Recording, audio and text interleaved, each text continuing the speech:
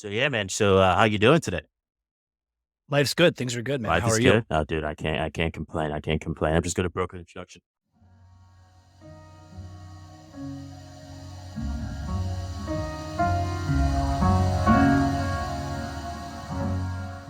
All right, guys, welcome to another episode of Evolution Podcast. I have a special guest today. He is drenched up in a suit. When I mean this guy's suit looks so clean, it's like makes me want to go to H&M right now, or just basically asking for his tailor so I could go ahead and get the same thing. And I have a special guest today, Landon. If you want to go ahead and introduce yourself. Appreciate the time, Emmanuel. Yeah, my name's Landon Arcahangelo, owner and co-founder of GFG Solutions, as well as the Consistency Wins podcast and the brand Consistency Wins. My business partner, Antonio Thiaglica. We started our company about 4.5 to 5 years ago and haven't looked back since. All right, so what's the company about? Like, who's the target market that you guys help? So we both played sports in college, Okay, right? And, about 2018, our careers fizzled out. And you're kind of left with this big, like, what do I do now situation, right? And so we had both landed in the same financial services world on the corporate side at the same time by chance. We met in high school back in 2012, stayed in touch through college, and by chance just kind of landed in the same industry to some level. We knew we were in the right space. We enjoyed the work we were doing, but just knew we weren't on the right teams, right? And so what that turned into was a lot of brainstorming, a lot of back and forth. We grew closer than we ever were at the time, and started a podcast. And the idea there was, hey, let's start a podcast, not to try to be somebody who's a know-it-all. No one, at the time we're like 22, 23. We're certainly not going to, start this podcast to get clients in financial services. That's just not going to work out that way. So let's find a way to just meet cool people, connect with them, learn from what they have going on, and maybe get some free mentorship and some good networking opportunities out of it. Right. And so from there, we started the Learn Lead podcast. We really haven't looked back since. It has evolved from the Learn Lead podcast to the Consistency Wins podcast.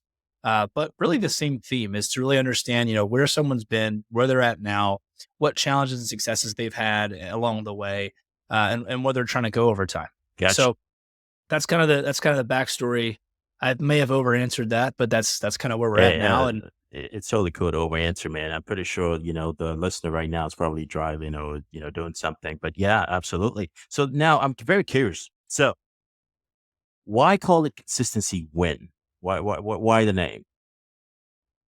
well, because I think a lot of people tell you how great they want to be, Uh huh. but when you have a conversation with their actions, it tells you something different, right? And so, just being a student athlete our whole lives, we both were kind of, obviously had zero choice but to show up every day, despite your feelings, right? Having a standard of where you're trying to go over the way that you feel today. And so, consistency wins is just a thing to remind yourself of. Hey, despite my feelings today, I have to stick with my standard.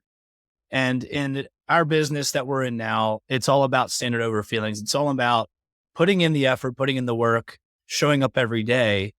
And despite what's going on in the things that you can't control, the things you can control in your personal world, if your vision is, hey, I want to be doing X, Y, and Z of revenue, I want to be doing X, Y, Z of production as a firm, as an individual, if I want to be this level of a father or this level of a husband or boyfriend or fiance, whatever that is, right? You have to be committed to your standard and not the way that you feel in that moment. And so consistency wins embodies standard over feelings at whatever your vision is. It doesn't need to be in business. It can be in life. It can be being a better son, being a better father, whatever that is. Right. And so we just thought that that was a really good way to encapsulate figuring out a market. The market would be folks that are figuring out life after sports, right? We call them business athletes. Maybe professional sports didn't work out, right? But you're on to the next venture. How do we optimize your performance? How do we optimize the next stage of life for you? Because realistically, even if you are making it to the next level past college, what's your life look like 10, 15 years from now, unless you're the 1% of the 1%? You're going to still be in the league? Are you still going to be doing your thing? Probably not at that point. So there's a long life that we all have ahead of ourselves beyond just sports. And a lot of times folks have identity crisis in that world. So we're really trying to eliminate that. Got you. Interesting. We're gonna dive into that, man. But what sport you play? Football. Oh, nice, nice, Yeah. nice. What was your position? Yeah. Quarterback. So I Okay. played quarterback my whole life, played a little defense in high school. I wrestled. I come from a wrestling family, as well as a baseball family. So no one in my family really played football. I was the only person that wanted to kind of veer off. My dad was an All-American wrestler, wrestling coach. Uh-huh. My mom's side of the family, all professional baseball players, went to SEC schools, played the big leagues for 10 plus years. My brother's a Division I wrestler, MMA fighter now out in Ohio. So I was like kind of just a sore thumb or something. I don't know what you want to call it, but I decided to kind of veer off and go a separate direction, and my parents supported that. So was it more of a love for the sport per se? 100%. Yeah. And from a young age, from the age of 4, I had always been in a leadership role, which was quarterback. So my whole life, I was kind of in that role of, being somewhat of a minor presence in my little world, right? Like always kind of being the person people look to make decisions, to control the outcome of something. So that was kind of, a piece that I always enjoyed, I would say. Gotcha. Not that I'm a control freak, but just I like that leadership role. So basically, kind of like a type A persona, kind of like that position where I like to say this in the sense as to most people who build successful businesses were either in service or in sports, right? Because if you were in a sports, let's say, quarterback or team captain, whatever it may be, failure is not an option, right? It's like you could, do you know the business 1-800-GOT-JUNK? Yeah. Yeah. Now think about it. It's a multi-million-dollar business picking up trash, right? And it's just because the dude just wouldn't quit. Now, I'm gonna pose, and that just basically leads me to this question, right? Because a lot of people, I don't know if you like in this internet space where a lot of people are like, man, you can make money online, you can get rich, you can be an entrepreneur, you should quit your 9 to 5, quit your 9 to 5 right now and make millions of dollars. And a lot of people do it and then they fail. And I really want to ask you this question: do you think entrepreneurs are made or are they born? You're born. I mean, you're born and made. So you could be born into a great situation and still fall flat on your face, right? You could be born into a great situation where maybe you inherit a business. You can still run that thing into the ground. I think that you're more so made than born by it, but you can certainly be born into some unique situations that help out maybe. But I know for myself, I was not born entrepreneurial. I was just born to learn how to earn what I wanted. And I think that's the key piece, is just not blaming anything else exterior, just focusing on what I can control, focusing on what my output is, and just having that kind of radical ownership. I never had the ability to just create stories and lie to myself. And I think the short answer to your question is, I think that you're made more than you're born, but you certainly can be born that way too. You can be born with that edge because of what's around you. Got you. Okay, now let's kind of transition into this, and I'm very curious. So, did you ever try to go NFL, go pro? Yeah. When you're younger, you dream about that. And, when I was playing ball up until probably my freshman or sophomore year of high school, I was the guy. Like I was like the best kid in my town, best kid in my state. I was getting flown around the country to train with people like Kirk Cousins, who's a quarterback for the Vikings right now, I guess. And, I could name drop a few other people, right? But like I was getting a lot of popularity at a young age. I had a Nike commercial, Okay. there was some media company was trying to make a Nike commercial and get it and go into a film festival. They picked me out of like hundreds of kids that they could have picked from. I didn't even try out for it, and they wanted me to do it. So I had a lot of clout when I was a little kid, and it was just all from hard work. I used to get up with my dad at 5 and 6 in the morning in 4th grade, 5th grade, 6th grade, and just train before school. And it wasn't my dad pulling me out of bed; it was me doing it. Mm. So, what was your question? Let me ask that again. So my question was, did you ever try to go pro? Yeah. So around sophomore year, I realized, wait a second, I am a 5'9" white guy that runs a 4.940 on a good day. If I don't get taller, it's probably not going to work out, but I do want to play college ball. So I got to 10th grade and I committed to the fact that, hey, the NFL would be awesome. That's great. It's cool. Russell Wilson was who I was looking up to at the time, right? Just because of the height situation, if anyone follows football. But, I was committed to the next level, which was to play college. And so I ended up going to a boarding school, reclassed, moved from Delaware, where I grew up, down to North Carolina, in Asheville, North Carolina. And that's actually where I met my business partner over 10 years ago, Antonio. We met there. He came there to play baseball, came there to play football. But probably around ninth to 10th grade, I had realized, hey, football is going to be a great tool and a great way to keep me straight. But NFL is, a 1% of a 1% chance. So, I'm going to work my ass off. I'm going to put myself in the best position possible to have the outcome that's desired. But I was very comfortable with things not working out once I got to college. Okay, got you. Okay, now, all right. Most people, I mean, what was that gray area? Because I'm pretty sure there's that. You mentioned it. There's that limbo. There's that point in between sport and the next thing, right? What were you doing in between that at that point in time?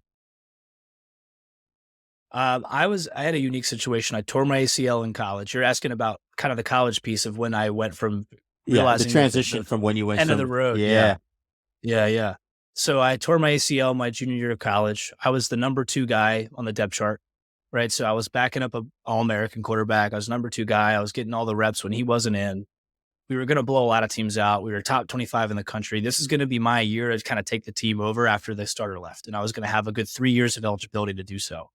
Tear my ACL, uh, full, blowout of the knee, tore a couple other things in the knee too, had surgery, go to recover back. I get back, fully cleared for spring ball, which is just a spring scrimmage that you do in Mhm. around April and May. I got fully cleared for that. The coaches didn't want me to play because they wanted to save me for the fall. In the process of all that, the coaching staff all left. After about over a decade of them being, in the program coaching, recruited me there, same offense and everything like that for all 3.5 years of my career there, they all left and a new staff came in, different offense, different agenda, different everything. And I wasn't a good fit for that offense, if I'm being really honest. Right. And so I got into there and I struggled in the fall of my, I guess it would have been my redshirt junior or senior year in the classroom. And I struggled, didn't do well. In between me rehabbing for the knee thing and that season, I had done an internship at a corporate type of gig focused on financial planning. And that was kind of where it started. I had a really good transition and plan in place. I said, hey, I'm playing Division II football at a school in the middle of nowhere, Pennsylvania. I'm about to get a degree in financial planning and economics, just blew my knee out. Life after football is a real thing. It's going to be here sooner than later. I might as well try to be a little proactive about it. So that's when I started pounding the pavement, trying to do interviews and figure it out. I think there's a place where the rubber meets the road where you can decide to kind of get sucked into the corporate 9 to 5, or you can decide to go out and kind of be a little bit more risky. Mm. And I was fortunate enough to align myself with some of the right people to be able to take some calculated risk without having much blowback. Because I decided after my 4th year of college football to finish 4 seasons of college football and then be done at that point. I decided to be a coach my 5th year. I coached the quarterbacks and the receivers in kind of a part-time graduate assistant role while I finished up my degrees. And I pursued this business that I'm still into this day Got you. Okay. with mentors around me. I mean, that's great, man. That's an interesting story, and I like the fact that you were very proactive because a lot of people, after something major happens or they get injured, they just kind of get into a perspective where it's like, woe is me, right? But what's your experience been like in the financial services industry? It's been great. I mean, I think it all comes back to what boat you're in. Okay. There's so many, man, we could do a whole podcast on this, right? But there's so many routes you can take and there's so many angles to go down. I think, in the financial planning pocket that I can speak to, whether it's on the investment side, on the consulting side, on the insurance side, over the last 20 years, we've seen investments and insurance start to kind of merge together as an industry. You used to have your insurance agent knocking on doors and selling, life insurance and disability or Yeah, whatever. I knocked on doors. I knocked on doors to sell Yeah. life insurance, and I used to knock on doors. So You know the man, deal. Where'd you start out at? so I started out in North Carolina here. I used to sell in Florida, then I sold in North Carolina, I sold in South Carolina, I sold in Pennsylvania, I sold in Ohio. I was going state to state, man. It's good money selling life, but yeah, man, I did the door to door thing. It is very much a mindset thing, right? It's like, I mean, you're going to, because the weirdest thing was, and I was talking to a friend of mine. I'm like, dude, I got to stop my camera here. It does this weird thing where it just goes in You got the limbo. smart, Apple I got camera. the It like start the exists as smart. you. Yeah. That goes off Yeah. my motion. So it's gonna zoom in and Yeah. out here. So my bad on All that. good. All good. Um, but No, so I was talking to my buddy and I'm like, dude, I would go to a complete stranger's house. I would knock on the door. I'd be like, "Hey, I'm the local underwriter. I'm here to talk to you regarding your this form that you filled out, right?" And then I would sit in there and I would talk to them. And then at the end of it all, they would give me the social, the bank account information, and they would literally sign a check for $300 or some dollars. And dude, I was making good money doing it, and I was helping a lot of families. But it's not sustainable. That's basically the way to put it. But honestly, man, I just if you want to continue your story, I was just like, yeah, man, door to door thing, and how it That's evolved. cool though. Yeah. Well, that's cool because so you are a perfect example of understanding the kind of the transactional side of the business, right? And Hmm. on the insurance side, those areas still exist, but 20, 30 plus years ago, that was the only way. That was the only way was to basically be, you have a product to sell, you have a license in one pocket, you're going to sell that product, to the consumer. And the playing field was kind of level because you didn't have this technology that was out there to mass market. You didn't have the same technology digitally through Facebook ads, et cetera, YouTube, all that stuff, right? Same thing goes on the investment side. You used to have your stockbroker back in the 80s, 90s, 70s, et cetera, that would call you up and pitch you a stock and make a commission on that transaction.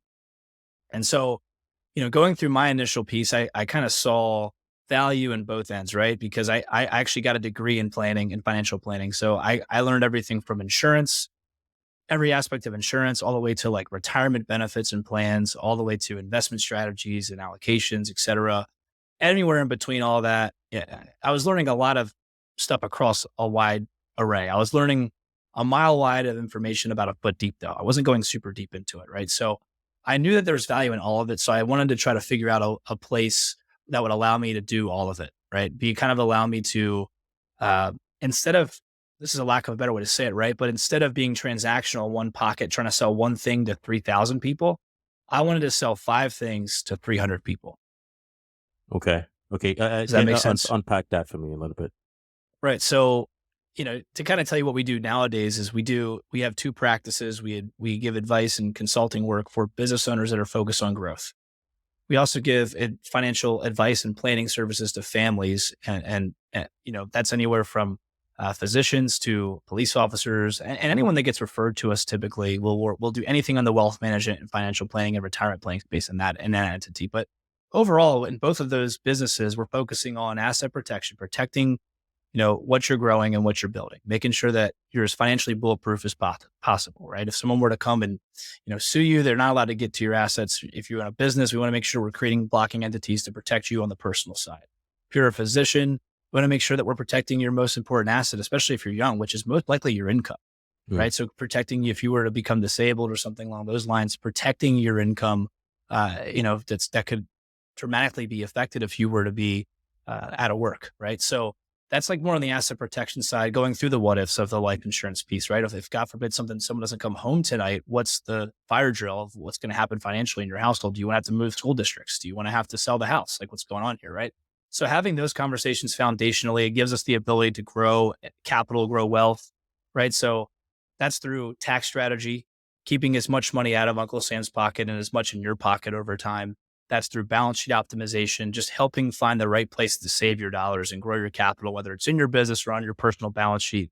And then ultimately being able to sell your business in the future or being able to pass your business down to the next generation, or to be able to retire on the personal side. Or maybe retirement isn't the solution. Maybe it's, hey, I just don't want to have to work. I want to be in a spot where I can work because I want to work and I want to be financially independent. Whatever that is, those are kind of the areas that we focus on.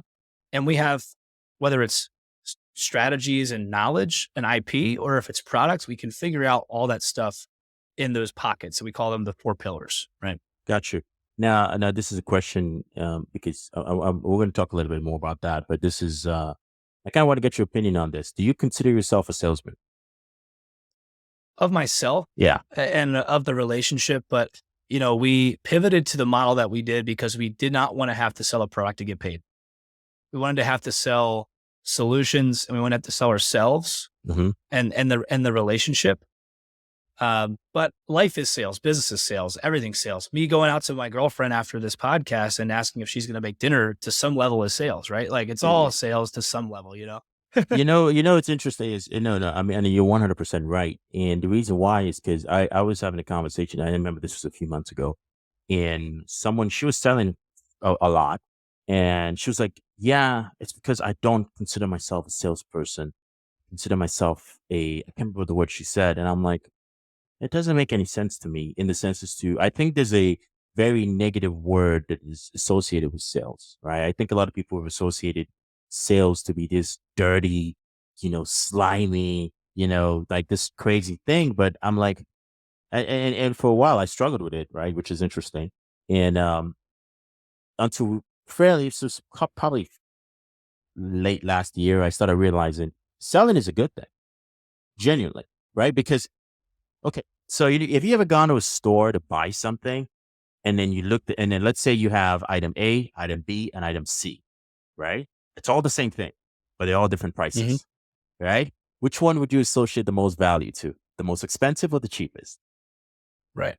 Right. The most The most expensive. expensive, right? So Right. it's almost weird in a sense as to people want to be sold in a sense as to they associate value with paying money, Yep. right? There's a reason why like Yeah. you can offer free consultations and get a 20% show ratio, but if you have a paid if you have paid consultations, you have almost 100% show ratio, right? Right. Which is interesting, Right. and that the reason why I wanted to mention that was because in the financial industry, in the financial space, a lot of people don't make it because they can't get past that mindset of I am by them paying in one way, shape, or form, I'm doing them a service because they associate value with it.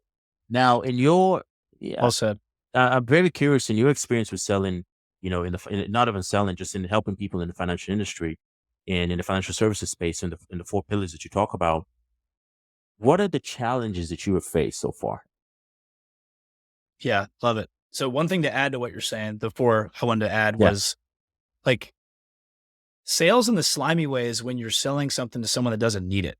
Mhm. When you're knocking on the door and trying to sell them a knife set that's going to break next week, like, and they already have a brand new Cutco knife set on their kitchen table. Like when someone doesn't need something and you're trying to sell it to them, that's where I think you get that lack of integrity background that sales gets, and that's a whole nother rabbit hole. But if you're working with people that have a problem and you have a solution to it, it's about the easiest thing ever. It's about the easiest conversation ever. Yeah. Right. And that's part to go into your next question of like the initial challenges in our business, especially if you go down the entrepreneurial route, right? Because you can go work for JP Morgan, you can go work for Wells Fargo, go work for a bank somewhere, and they're going to relatively give you some level of traction in a book of business. They're going to give you people around you that are going to help lift you up. You're going to have the logo of the the big name on your business card type of deal. So that's a little bit of a different route where there's a pretty heavy low ceiling on your income.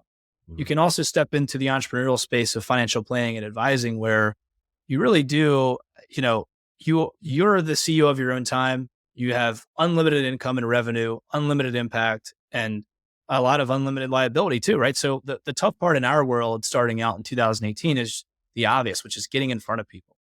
If you're not aligning with the right strategies and the right people in the business, you're gonna go out of business if you're not getting in front of new people. And so really trying to figure out who you want to serve takes time.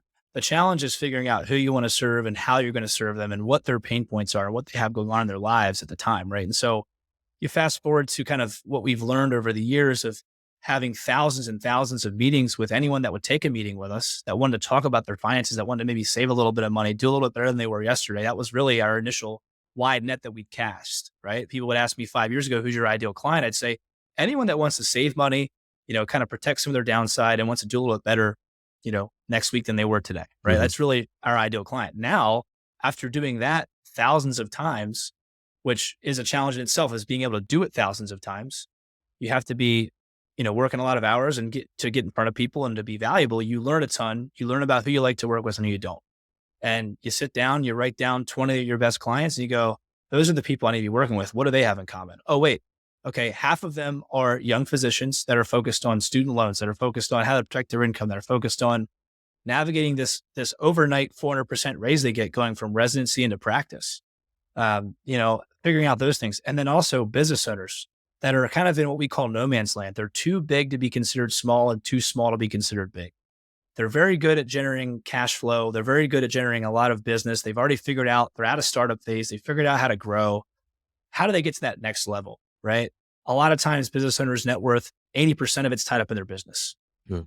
Pretty scary situation if something were to happen and take a left turn in their business, right? So those are the two markets that we've kind of navigated that's taken us, 4 to 5 years to figure out through thousands of meetings, through thousands of relationships that didn't go well, to have a handful that went really well to give us the insight on where we needed to go and how to get vertical. So long story short, the challenges are to find people to get in front of and be valuable to them, right? That's how you grow. Be valuable, be worth more than whatever the cost is that you're working with someone at.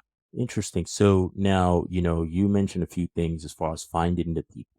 What do you guys do? I mean, if you're at liberty to, you can. If you want to just, talk a little bit about it, what do you guys do as far as marketing to find those business owners, to find those medical professionals to work with?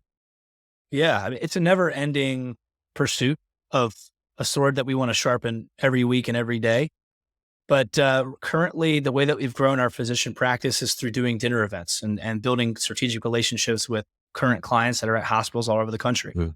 So we'll go fly in, we'll speak to 20 to 30 residents and fellows, or even some newly attending physicians, which just means they're not training anymore. They're in practice fully, making the big doctor money, right? Yeah. For those that don't know, when you get out of med school, you go to residency and fellowship, you go to train, and you're making 60K a year.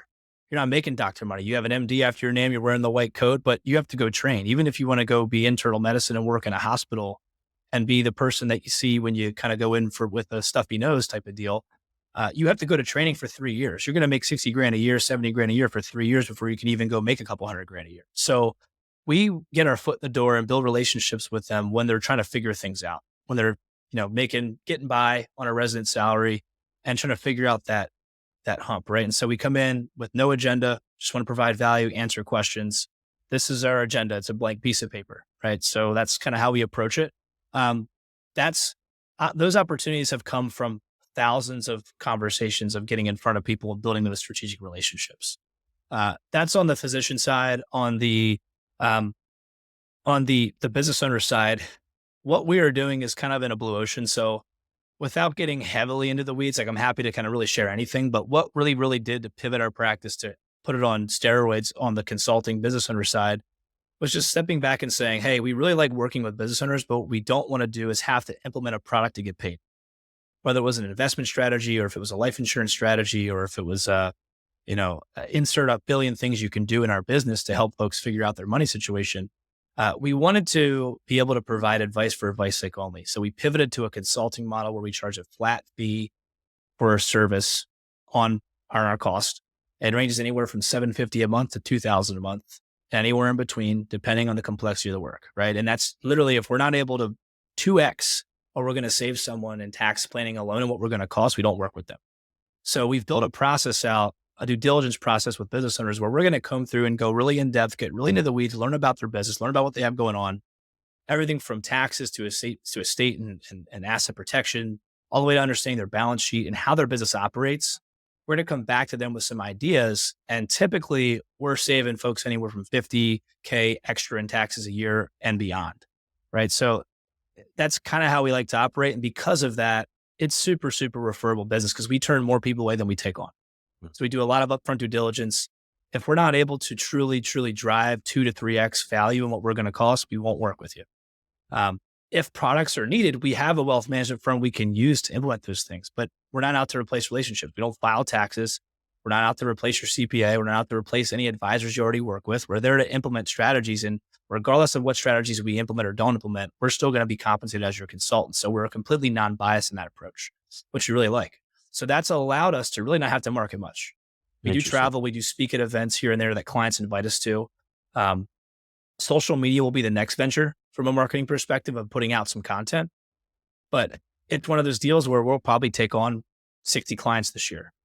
In the old world, before we built this model out and we figured out exactly where we wanted to get vertical, we would take on 1,000 clients, literally. Right? So evolution a little bit there. Yeah, no, which is interesting. You had me thinking because in my business per se, one of the things that this is my personal responsibility here was I wanted everybody as a customer, right? Everybody, right? And I think Facebook during the inception of Facebook, Zuckerberg had this thing. I don't know if it's true, but I read it in a book. I think it was Blue Ocean Strategies, or it wasn't Blue Ocean Strategies. It was another book. I gotta I gotta look it up. I'll link up the book in the description. And he said, move fast and break things.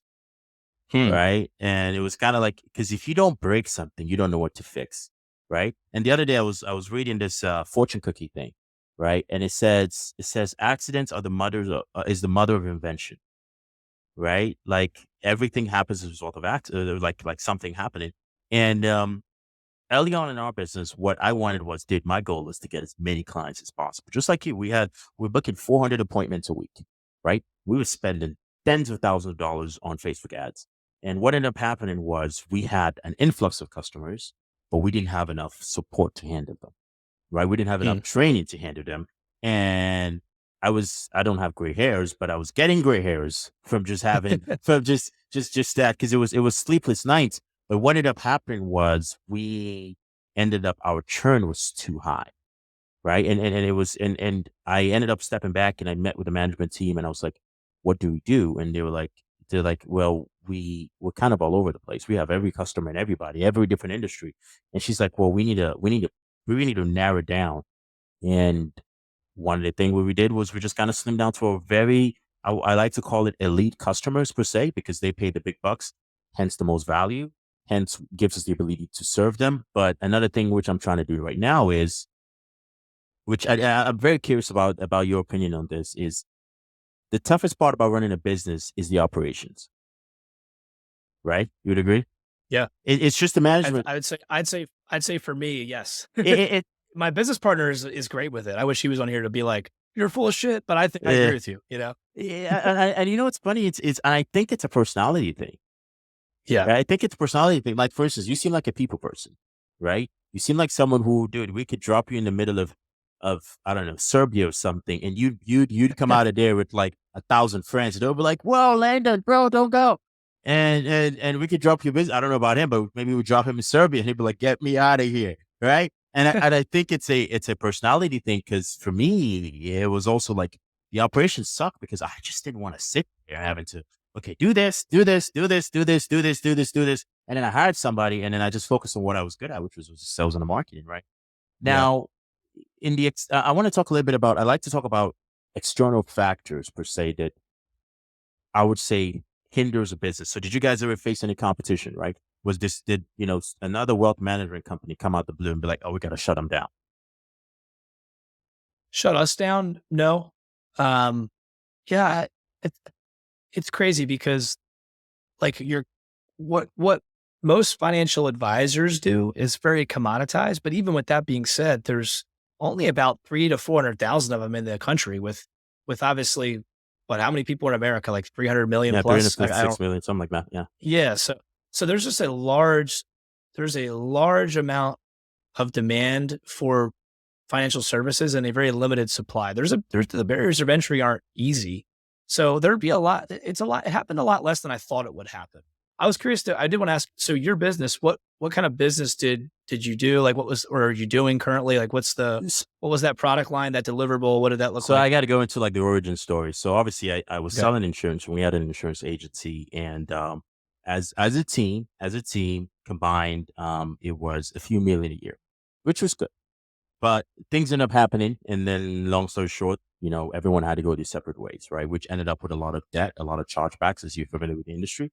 So Sure. I pivoted into the software space, because I like the tech part of things, as far as like, writing code, doing a little bit of programming. So I got into the tech world, and we have our own software line that's kind of out there, right? And I was struggling for the longest part to sell software. I was struggling to sell it because it had a very high learning curve, and a lot of people were not willing to, be patient. And right around the time in which I was like, okay, you know what, I'm done with this. My assistant, who was working for me at the time, she had called me up and like, hey, I can't find any work. Is there anything I could do? And I'm like, you know what? I honestly, I don't know. But I felt bad for her. And I was like, you know what? I'm going to run some ads for you. Right. I'm just going to run some ads and get some clients for you. And I kid you not. Within the first week, she was at 10 G's. And I was like, okay, now we're talking about something. So then we went into more of that staffing agency side of things, right? So that's where the rise of results. So we got into the staffing agency. So what we would do is, business owners would reach out to us and be like, hey, we need cold callers. And boom, I get them the cold callers. like, hey, we need someone to cold email. Boom, I'll get them. Hey, we need someone to do this. So we just were strictly staffing. And then it also gave me the ability to leverage and also sell the software side of things as well. So most of our clients, most of our customers were coming in for the our virtual assistant staffing side. But then also at the end of it all, we had about 20-25% that would also retain for the software side. And the software was, I would say, majority of where the profit came in. And then I used to be a flight instructor, and it's kind of getting a little bit back in the day. But I used to That's teach cool. people how to fly, right? So That's amazing. yeah, this is ages ago, but almost 9 years now. And I had taught, I would say at the time, maybe 180 people, right? So Wow. I kind of had that teaching. And when I was in insurance, I was teaching. I was in charge of it. I was doing the training. When I got into the software side, I was doing the training. So I was like, hey, you know what? Let me just teach other people how to start their businesses. And that's how the podcast initially was a tutorial thing. And then it kind of, got into the podcast. But I divulged. But long story short, to kind of summarize it, now the new product line in which that we're launching, it's not really launching, but it's more of like an education space where anyone is more than happy to join if you want to learn about how to cold email to get, because most of what we do is cold email, and that's how we get most of our customers, right? So how to cold email, cold call, how to, various nuances in the business space. But yeah, and probably might go back to teaching people, and I teaching people how to fly again, but who knows? But yeah, that's That's the awesome. that's the summary of it. So we all kind of have that background, right? Something got us started. But yeah, man, it's the, That's awesome. yeah, it was That's awesome. Yeah. So you've been through, the operation side you get then. It's tough to find. A book that changed our life was Traction. okay. By I who? don't know if you've heard of Traction. Gino Wickman, Traction is called. It just talks about basically how to structure your organization and how to find the right people. Another book is called Who Not How. Another book about finding the right people type of deal. And we really learned a lot about who we were as a partnership. There's two types of people that he talks about. There's your visionary and there's your integrator. Mm, We have different traits that kind of pour over into both buckets, but your visionary is the person who wants to be in front of clients, who wants to be on the sales side, wants to focus on the visions. You may come up with 20 to 30 great ideas today, throw them at the wall, maybe two stick, kind of talking about breaking things before you can move forward type of deal. mhm. And then your integrator is someone who's really, really good on the operations side. He's really good at making sure boxes get checked off, making sure the right people are checking off those boxes, and really focused on inside the business to allow the visionary to keep moving the business forward, pivoting when needed, right? So the visionary and that integrator perspective was helpful for us because Antonio is a very, very, very good opportunist. He's very good at seeing visions and figuring things out. He's very good at connecting with people and sourcing opportunities. I think my skill set's more on the sales and conversational side. I'm a little bit more patient Yeah. at times, but when it comes to getting something from A to B, once a client says yes, or there's our podcast has some stuff going on, Antonio is the master of execution, the master of making sure things get done in a speedy and efficient way. I am very suboptimal in that space, and I am the first to admit it. I'm working on getting better at it, but from an operational standpoint, we really had to identify what our strengths were, and we still are at this point, still growing and whatnot, and really just double down on the strengths and be aware of the weaknesses and slowly grow those. That was kind of, I guess, on the operations piece. That was it is tough. It is tough to find people that are the right fit. Takes a lot of sifting through at times. Uh, that's kind of been our experience. So what's the next phase of business for you guys? So we sold a part of our wealth management practice to align with GFG Solutions in this powered by model where we are, we own our own business. We partner with Claudio Gambin, who started GFG Solutions. We're opening up an office of actual physical location in Tampa. We have clients in all 50 states, but we want to really build out a physical presence in a city that we really believe in. Tampa has it's one of the largest growing areas for young entrepreneurs. And well, we work with young entrepreneurs. So it's a great alignment there. The vision there is, to keep growing our team. We have a team of 35 people that are underneath us that we work with alongside of. Even saying the word underneath us sounds weird because it's not how our culture is, but they're serving us in our practice and our clients and the needs that exist in each one of the projects that we work with. So, growing internally, it's kind of scaling internally as we grow is important. We always kind of try to follow the philosophy of, hiring before you need it to some Mm, level. because the growth that we're experiencing is pretty tremendous and exciting, but we also want to make sure that we're not just growing, that we're also scaling inside the business as well. So yeah, the unforeseen, our vision is to go to, 10 million a year in revenue in the next few years. We're currently sitting in around the 1 to 2 million sustainable growth. And that will, basically never go down from the year prior. So it's inevitable to go up just because of how financial services work, from everything from, your consulting revenue to your insurance revenue, to your insurance renewals, to investment revenue and investment renewals across the board. It's just a big step up in how our business is from a revenue standpoint. So we're just going to continue to keep accelerating in a sustainable way. We don't want to go from 1.2 million this year in revenue to 8 million in revenue next year, because we're not going to be able to sustain and scale with that growth. Yeah. So we want sustainable growth. That's really the vision. You said something which is very, very, and I want to talk about, there's a point I want to talk about here about, hiring staff, but you ended that, your last statement with, we don't want to go from 1 point something million to 8 million because it's not sustainable. Have you heard the saying where people go, man, if I made $1 million today, I'd never have to work again. Right. And what is interesting is, and I, this is also my personal experience, where I went from making decent money to making a lot of money, but then it wasn't sustainable, right? I didn't mature to that point. It's like someone said this, money has a maturity level, and it only talks to people on the same level as it is, right? So if you're a $1 million or $2 million earner, that's your maturity level, right? And the key thing he said was, he goes, to know that you're truly mature for the amount of money that you want, you need to be willing to deal with a lot of stress. Right? It's a stress tolerance. Yeah, well said. It's a stress tolerance. Said. It's like, because more money, more problems is legitimately a thing. Okay, and I knew this from the agency. When you go from doing 50, 60 grand a month to doing 200 grand a month, the problems you're facing, 200 grand a month problems. You're not facing 60,000 a month problems anymore. Right? And it's funny. It's just, you said that about sustainability as far as sustainable growth, because I think, fast money comes with slow problems that you can't handle. Right? Which is the same. This is just something I learned.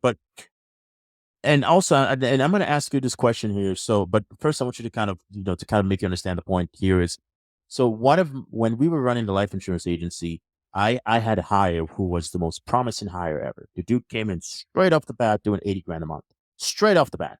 I was like, bro, I sent him diapers because his wife just had a baby. I went overboard on Amazon. I sent him diapers. I sent him anything and everything your baby needs, because I'm like, dude, you are my new best friend. And then we ended up finding out later that the dude was writing bad business.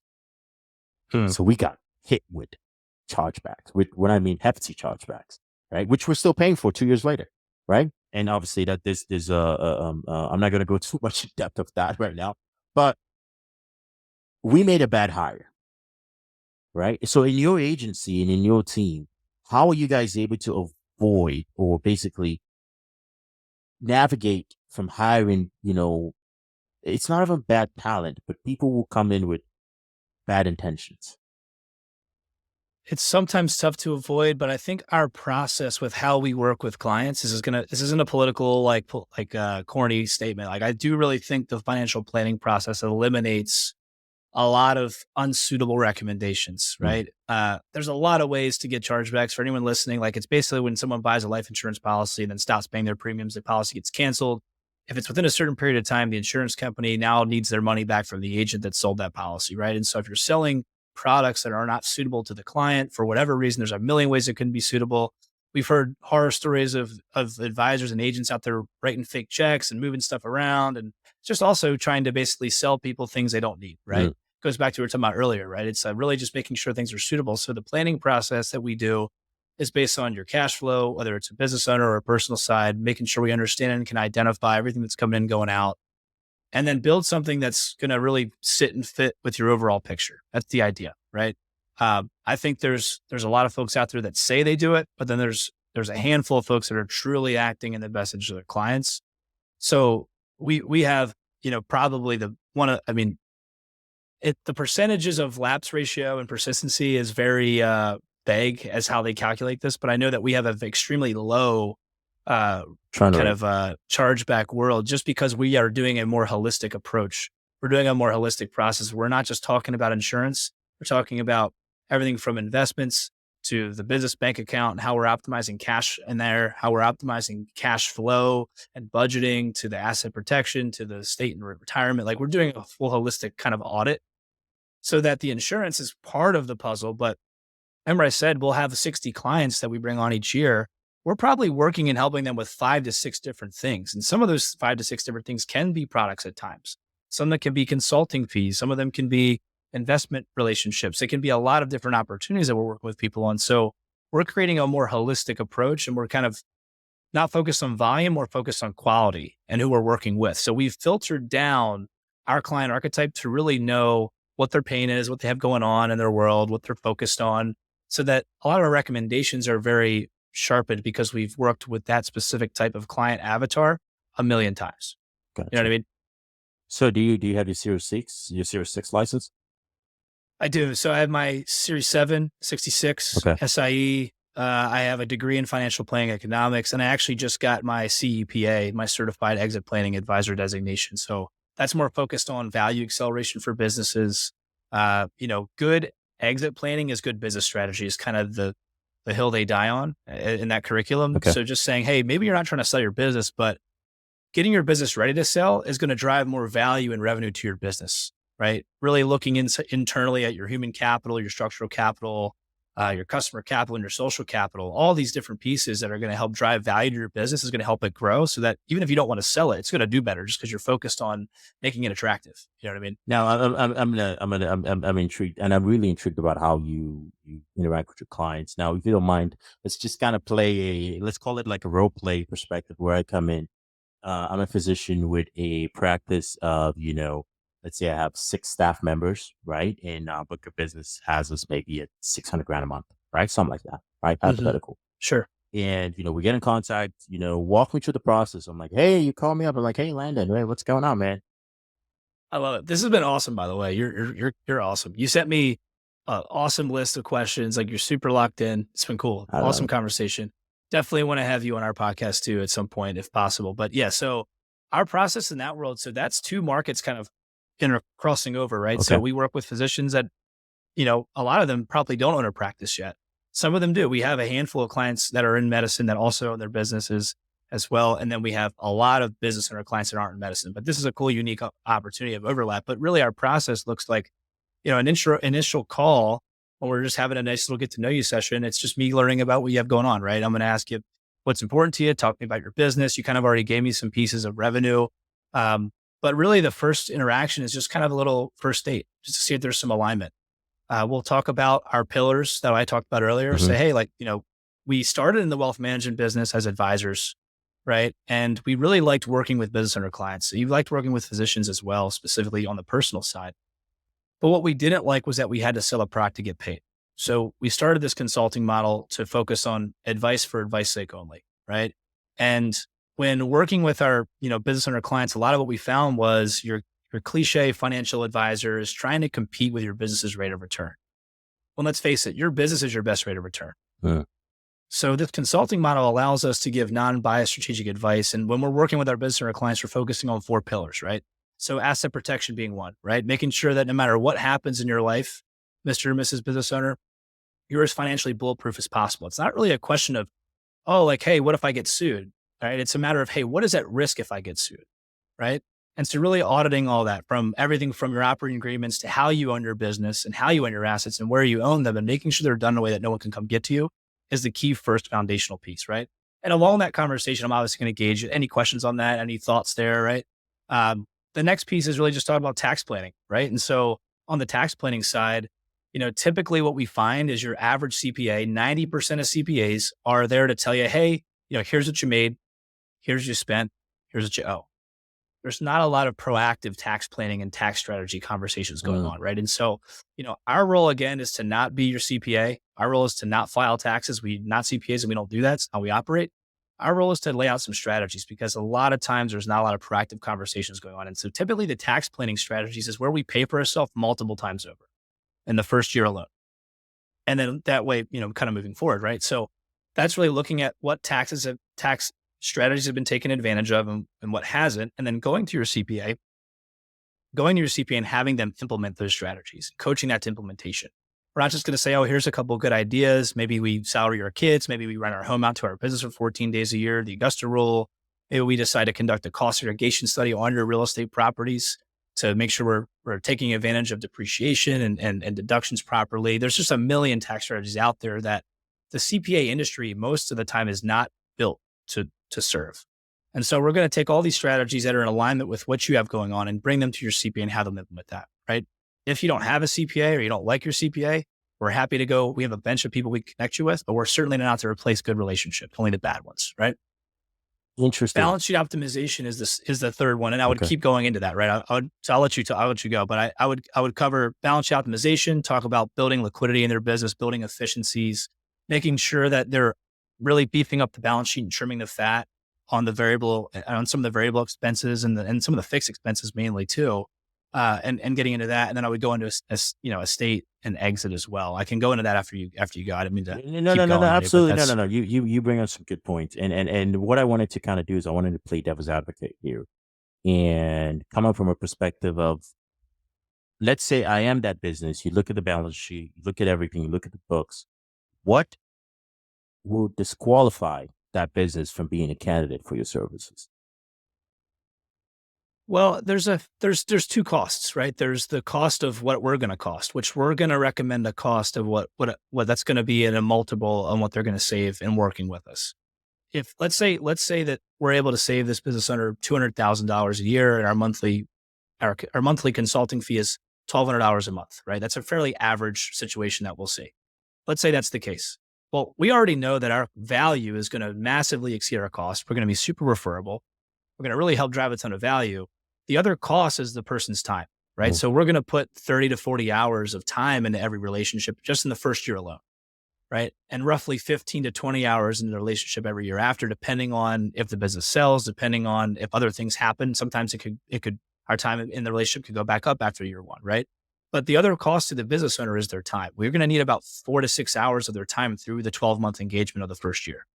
Everything else is on us, on our team. We're going to make sure things get implemented. We're going to be the quarterback to make sure things get done. Not just, hey, here are good ideas and let them evaporate. That's the biggest thing. So someone that, that might not be a good candidate, even though the value's there and the cost is there and the cash flow and the business is there, in that same situation of that private practice physician, it still may not be the right fit psychologically. We have clients that we have to fire because they're paying us to provide all this value. They're not even responding, right?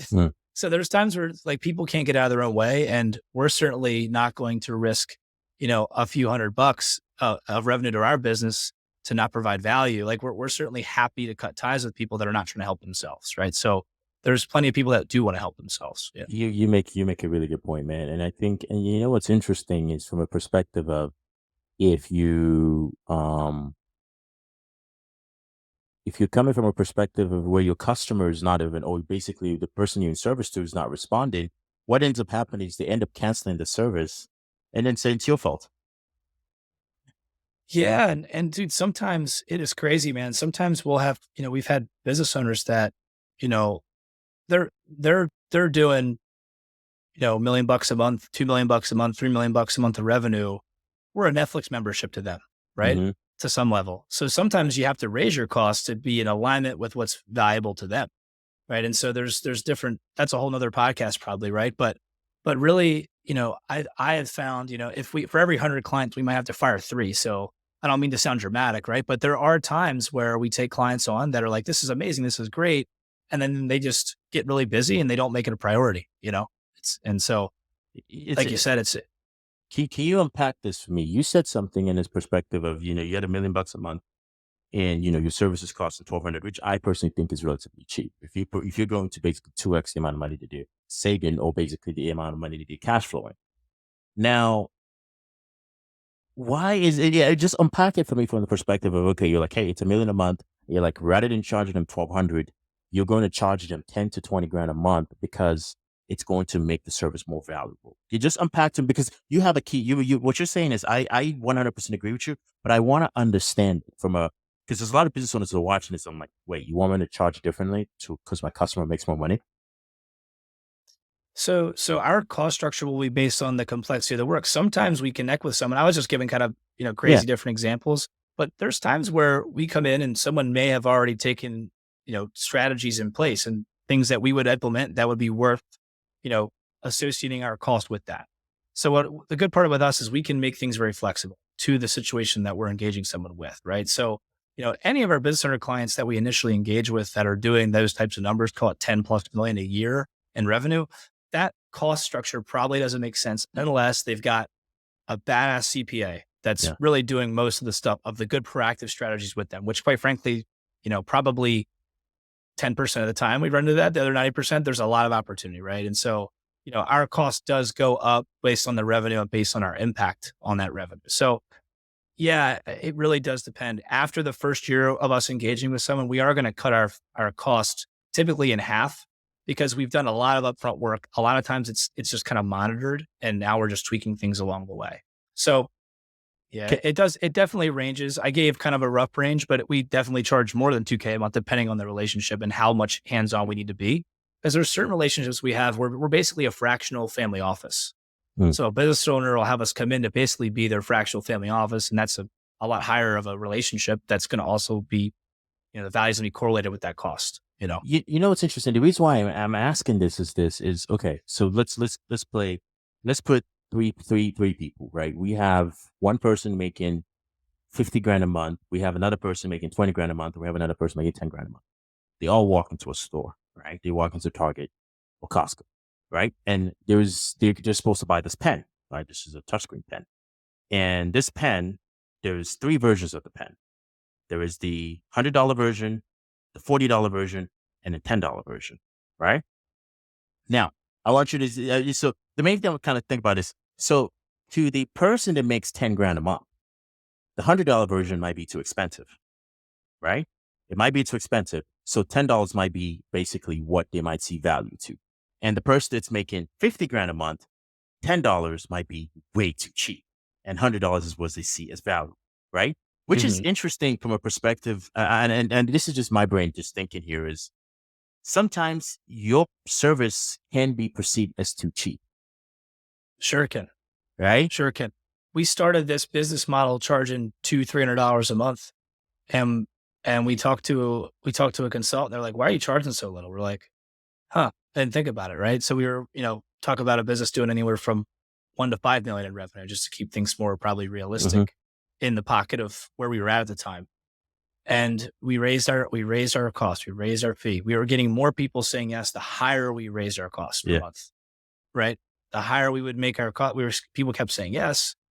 We're also looking at the value that we were providing, going, oh wait, okay, we should have been raising our stuff way long ago, and we would cross over 1,000 a month, 1,500 a month, 2,000 a month, 3,000 a month, 4, 5, 6, 7, 8, 9, 10. We have clients that are in that world.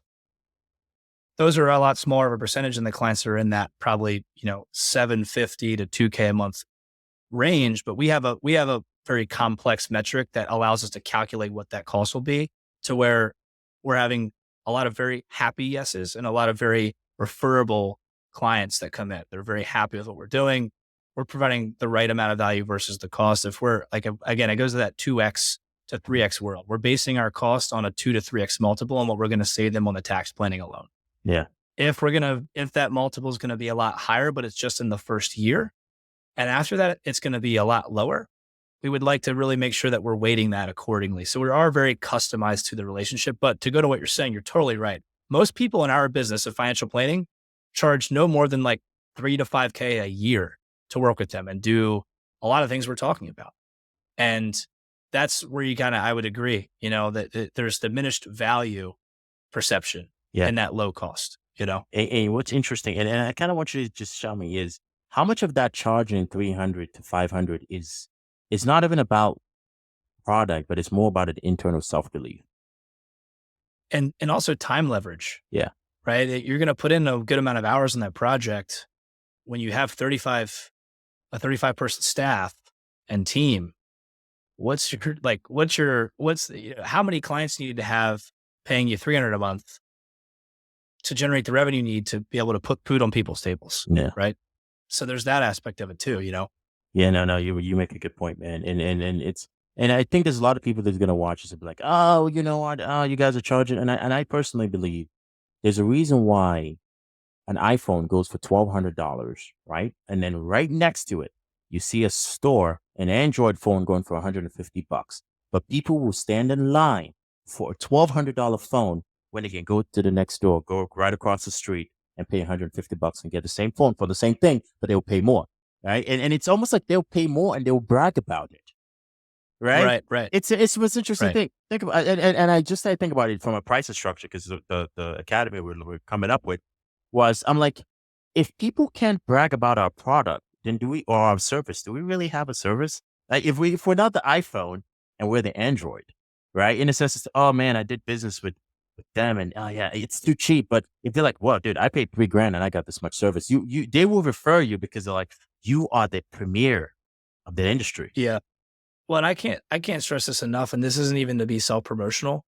Like, we are in a blue ocean right now with what we're doing, the type Okay. of strategies we're doing, and like we're the iPhone back in 2008 or whenever that thing came out. Like, and everyone else has got a Motorola Razor. I mean that just because of the actual implementation on the tax side, the actual implementation on the balance sheet optimization.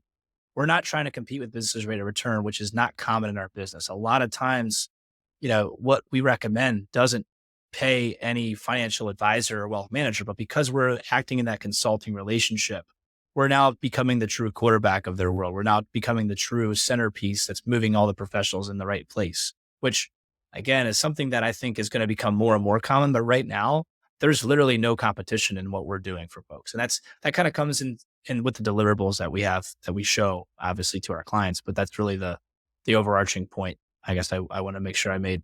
Interesting. I love it, man. It was a good chat. But I want to. I have a series here. You know, it's called the dumb fun questions, right? And I sent over a few of the questions to you. Yeah, It's just sure. kind of make it a little lighthearted. So the first question here is: do you use a calculator whenever you do financial planning, or do you just do the calculations in your head?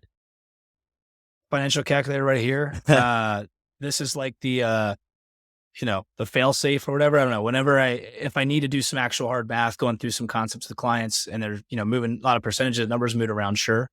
But easy numbers, sure. I'll go do it in my head. I probably do more math in my head than on the calculator, but I have it there if we need to go down the rabbit hole. Yeah, okay, good, good, good. All right. So the next one is: as a financial advisor, do you find it hard to decide what to eat for lunch since there are so many options?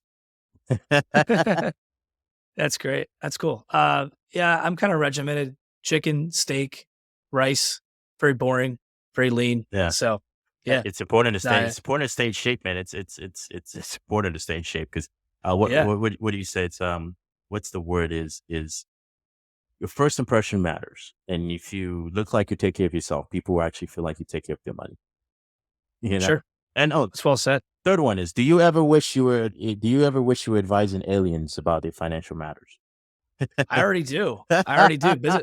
Business owners, you know this, bro. Business owners are aliens. We're different. We're different cats, bro. Oh, I love it. We're not like everybody else. No, yeah. I like I love what I do. I love getting to meet new people every day. This has been an awesome interview. Yeah, I know we definitely need to have you on our podcast. absolutely. Super, super stoked that our worlds collided. I think it was just a LinkedIn DM, Yeah, and I was just super impressed with like the intent behind everything. And we started our podcast 4.5 years ago, basically doing the same thing. Right. And we still will DM people and still do things like that. And it's really been a big instrumental part in our business and our practice as it's grown. It gives you the stage and microphone to have conversations with people in unique ways you otherwise wouldn't have the ability to, right? If I called you up and tried to like say, hey, I'd like to like ask you some questions right now, I'd be like, all right, schedule a time, let's talk on the phone, whatever, maybe. But then in most cases, you'd probably blow me off. You'd yeah, think, oh, some sales guy is trying to reach out to me and talk to me about some random stuff. Like what's his agenda? Versus if you have a podcast, it's a stage and a microphone to have a shared experience and build a relationship absolutely, that, we've noticed is really created a lot of great compounding effects in absolutely. our business. So it's great. I'm glad our worlds Yeah, collided. I love it, man. And you just got me thinking. The podcast started from. Do you know Grant Cardone? Of course. Yeah, who Yeah. doesn't, right? And it started from the 10X Growth Con. And dude, I was surrounded with, you know, first off, I was more baffled that some people pay 20 and north of 20 to almost 100 grand to be there. And I was like, dude, okay. So I'm like, I want to talk to them, but they were also, oh man, I'm busy, I'm busy, I'm busy. So I was like, I started thinking to myself, I was like, okay, this guy would probably be like 10,000 for the hour just to talk to him. And I'm like, what does he want that I can give him? Right. And I was like, okay, most business owners are too busy with their business. They need attention. They need a way to get their message out there because generally entrepreneurs, I like to think about them as prophets or messengers. They have a message. And I was like, okay, let's do a podcast. And the first guest legitimately was, I think he was doing about, he was cash flowing about, this is take home about 1 point something million annually. Right. And I was like, hey man, you want to jump on the podcast? Oh yeah, sure, man. What time? I was like, Wednesday at 1 o'clock. It's like, yeah, dude. And dude was there. It was so cool. And I was like, and I had so many guests. I was like, oh my God. But yeah, no. You definitely brought up on the podcast too. It's a good way of actually like connecting and actually having a very interesting conversation that people can connect with. Like-minded people, man. It's about finding the people to get in the right room with. And it's pretty lonely feeling sometimes being an entrepreneur, Mhm. right? You get your family and your old friends that love and care about you, but sometimes they're not moving in the same growth pattern that you're growing in. So it's an awesome opportunity just to connect with like-minded people and kind of chase their success to some level. Surround yourself with people that are on another dimension than you're at too, and chasing some of that is kind of part of the journey, I think, at least. So I'm super stoked. I'm definitely gonna touch base with you to get you on our Absolutely. podcast at some point. Absolutely. It's too much overlap and too much synergy. Yeah, man. Love it. So where can people find you if they want to learn more about the financial planning you do or the podcast? Yeah, the podcast is on Apple and Spotify. It's called The Consistency Wins Podcast. The space Consistency Wins is one word, and then obviously space podcast. So The Consistency Wins Podcast. We're on Apple, Spotify. If you listen to a podcast on any other channel, it's on there too. Okay. I don't know anyone that does, but if you do, yep. You can follow me on Instagram, Landon.Arcangelo on Instagram. Archangelo is how my last name is spelled. It's basically just a personal account. I don't post anything business wise. My LinkedIn is just looking up my name, Landon Arcangelo. Okay. Other than that, man, that's probably the best two ways to get in touch and DM me. I'm responsive to some level. Okay. I would say DM me on Instagram over LinkedIn. All right, So perfect. Yeah, man. So I'll put all the links. The links are going to be in the description, guys. So go ahead and check out the links. Give Landon a shout out and let us know what you think about the podcast. And obviously, Landon, you were a great guest. It was very, I like the synergy here in the conversation, man. you're the man. Much Absolutely. love.